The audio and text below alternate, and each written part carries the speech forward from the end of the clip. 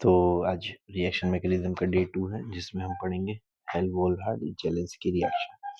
तो इस रिएक्शन का यूज इसलिए करते हैं कि अगर आपके पास कार्बोक्सिलिक एसिड दिया हुआ है तो उसके अल्फा पोजीशन पे हम हेलोजन ग्रुप ऐड करा सकते हैं। तो इसमें हम सबसे पहले लेंगे अपना कार्बोक्सिलिक एसिड, और स्टार्टिंग जो रिएजेंट है वो आपका PbR3 है। कभी कभी इसको रेड फॉस्फोरस या Br2 करके भी दिया होता है, तो दोनों एक ही बात है। तो अब जो ऑक्सीजन का लोन पेयर है वो फास्फोरस पर अटैक करेगा और एक Br बाहर जाएगा। तो सबसे पहला क्वेश्चन है कि अटैक हो ही क्यों रहा है। तो अटैक इसलिए हो रहा है क्योंकि फास्फोरस एक लुईस एसिड की तरह बिहेव कर सकता है। उसके पास ऑर्बिटल जो है वैकेंट ऑर्बिटल है। तो ऑक्सीजन ने अटैक किया तो अपने लोन पेयर दिया, उस पर एक पॉजिटिव चार्ज आ गया आपके पास। तो उसको हम यहाँ पर बना के दिखा रहे हैं। साथ में एक Br माइनस आपके पास बाहर आ गया। अब ये Br माइनस क्या कर सकता है, ये वापस से कार्बन पे अटैक कर सकता है एज ए न्यूक्लियोफाइल, जिससे क्या होगा कि कार्बन ऑक्सीजन का जो बॉन्ड होगा वो ऑक्सीजन की तरफ शिफ्ट हो जाएगा, और उस पर जो पॉजिटिव चार्ज हमने बनाया है वो न्यूट्रलाइज हो जाएगा। तो ये अटैक किया हमने, वापस से ये बॉन्ड शिफ्ट हुआ और वो न्यूट्रलाइज हो गया। ऑक्सीजन पे पॉजिटिव चार्ज, पी ऑक्सीजन पे पॉजिटिव चार्ज नहीं है, तो यहाँ पर हमने Br ऐड कर लिया। अब यहाँ पर एक शायद OH छूट गया, तो इस OH को यहाँ पर पहले बना लेते हैं। ठीक है, अब ये बना OH और लग गया आपके पास Br। अब ये जो OH ग्रुप है इसमें ऑक्सीजन के पास एक लोन पेयर है, तो उस लोन पेयर को हम क्या करेंगे, उसको अलग कलर से बना लेते हैं। उसको रेड कलर से बना लिया हमने, इसका लोन पेयर शिफ्ट किया हमने, और ये जो कार्बन ऑक्सीजन का बॉन्ड था वो ब्रेक हो गया, और ये जो ग्रुप है आपका पूरा वो बाहर आ गया। अब कभी भी अगर आप ये बनाते हो, एरो बनाते हो, तो आप हमेशा ये चीज़ ध्यान रखो कि पहले ये मॉलिक्यूल न्यूट्रल था, तो अब बाद में भी रिएक्शन के बाद में भी न्यूट्रल होना चाहिए ओवरऑल। जैसे ऑक्सीजन पे यहाँ एक पॉजिटिव चार्ज है, तो जो ग्रुप बाहर जा रहा है उस पर एक निगेटिव चार्ज हो गया, तो ओवरऑल ये न्यूट्रल हो गया। अब ये ऑक्सीजन पे निगेटिव चार्ज को हम यूज करके जो ऑक्सीजन पॉजिटिव है वहां से हाइड्रोजन निकाल लेंगे, जिससे वो ऑक्सीजन पे पॉजिटिव से न्यूट्रलाइज हो जाएगा। तो इसको हम नेक्स्ट स्टेप में बना के दिखाते हैं।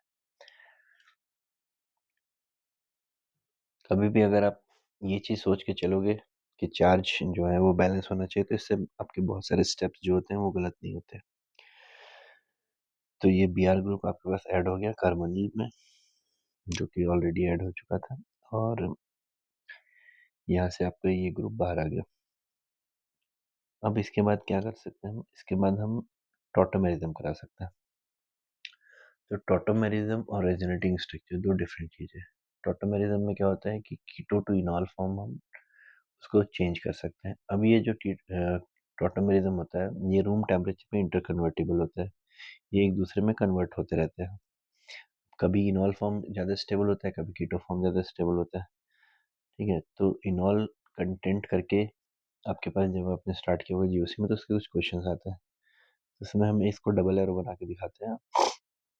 बट डबल एरो का मतलब ये है कि भाई ये दोनों एक साथ एग्जिस्ट कर सकते हैं और एक दूसरे में इंटर कन्वर्टिबल है। तो ये हो गया टॉटोमेरिज्म। अब टॉटोमेरिज्म में प्रोसेस में क्या करना होता है, इसमें जो अल्फा हाइड्रोजन है उस अल्फा हाइड्रोजन को हम बाहर निकालेंगे। मैं आपको अल्फा हाइड्रोजन बना के दिखाता हूँ। ये रहा अपना अल्फा हाइड्रोजन। अब इस अल्फा हाइड्रोजन क्या करेंगे, ऑक्सीजन का जो लोन पेयर है उस लोन पेयर से इसको बाहर निकालने की कोशिश करते हैं। तो ये आया बाहर, तो इसके बॉन्ड शिफ्ट हो गया आपके पास कार्बन कार्बन के बीच में। अब ये जो double bond carbon double bond oxygen है वहां पर भी एक बॉन्ड शिफ्ट हो गया, उसको भी हम बना लेते हैं, जिससे आपके पास कार्बन कार्बन के बीच में डबल बॉन्ड आया, ऑक्सीजन पे जो पॉजिटिव चार्ज आया तो वो भी न्यूट्रलाइज हो गया, और यहाँ एक OH बन गया। तो ये आपका नीचे इनॉल फॉर्म बन गया। इसको इनॉल इसलिए बोलते हैं क्योंकि इन यूज करते हैं डबल बॉन्ड के लिए और ऑल यूज करते हैं OH ग्रुप के लिए। वो आपका इनॉल फॉर्म हो गया। अब नेक्स्ट स्टेप में क्या करेंगे, हम जो Br2 हमने स्टार्टिंग में ले रखा था उसको यूज करें। ये रेजोनेटिंग स्ट्रक्चर मैंने बना लिया ताकि मैं आपको दिखा सकता हूँ यहाँ पर जो अटैक करेगा वो कार्बन अटैक करेगा, क्योंकि कार्बन में नेगेटिव चार्ज बिल्कुल स्टेबल नहीं होता, अनस्टेबल होता है। तो वो बहुत अच्छा nucleophile as a nucleophile behave कर सकता है। तो इस कार्बन पे नेगेटिव चार्ज से हम क्या करेंगे, Br2 पर अटैक करेंगे, जिससे Br के बीच का बॉन्ड ब्रेक हो जाएगा और एक Br बाहर चला।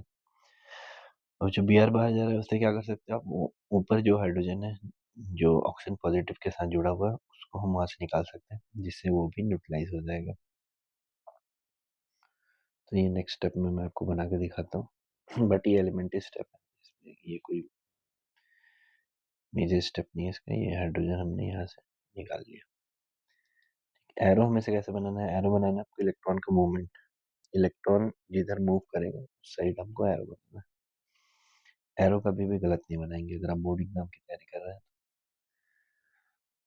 ठीक है, तो ये आपका alpha position Br group add हो गया। और नेक्स्ट स्टेप में हम हाइड्रोलिसिस कर लेंगे। हाइड्रोलिसिस करने से जो कार्बोनिल पे Br ग्रुप है वो बाहर की तरफ चला जाएगा और आपका जो कार्बोक्सिलिक एसिड है वापस से आपको मिल जाएगा। तो फाइनली इस रिएक्शन में आपके पास अल्फा हेलो कार्बोक्सिलिक एसिड बन जाएगा।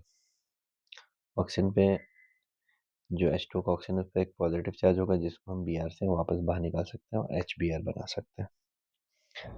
ये भी इसका एक एलिमेंट्री स्टेप है।